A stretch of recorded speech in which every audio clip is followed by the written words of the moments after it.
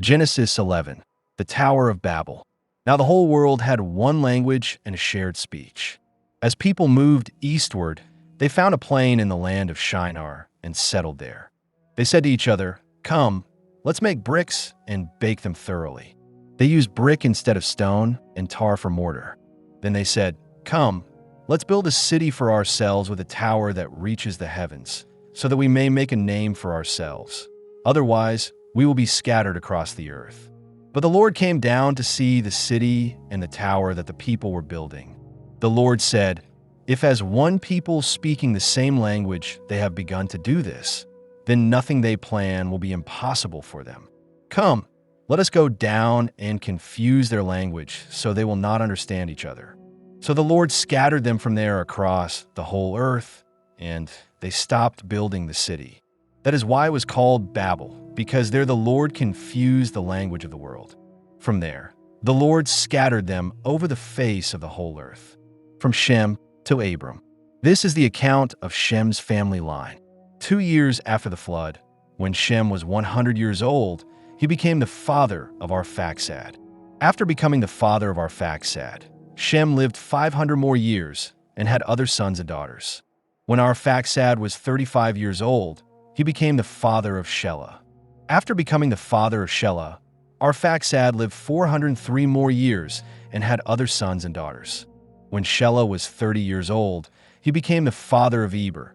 After becoming the father of Eber, Shelah lived 403 more years and had other sons and daughters. When Eber was 34 years old, he became the father of Peleg. After becoming the father of Peleg, Eber lived 430 more years and had other sons and daughters. When Peleg was 30 years old, he became the father of Reu. After becoming the father of Reu, Peleg lived 209 more years and had other sons and daughters. When Reu was 32 years old, he became the father of Serug. After becoming the father of Serug, Reu lived 207 more years and had other sons and daughters. When Serug was 30 years old, he became the father of Nahor. After becoming the father of Nahor, Serug lived 200 more years and had other sons and daughters. When Nahor was 29 years old, he became the father of Terah. After becoming the father of Terah, Nahor lived 119 more years and had other sons and daughters. After Terah had lived 70 years, he became the father of Abram, Nahor, and Haran.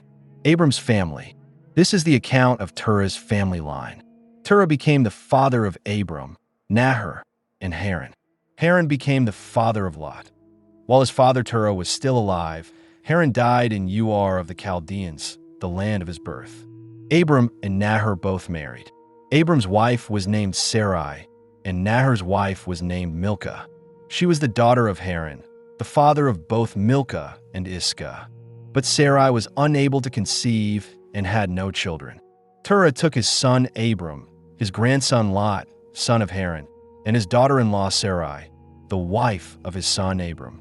Together they set out from Ur of the Chaldeans to go to Canaan. But when they reached Haran, they settled there. Terah lived 205 years, and he died in Haran.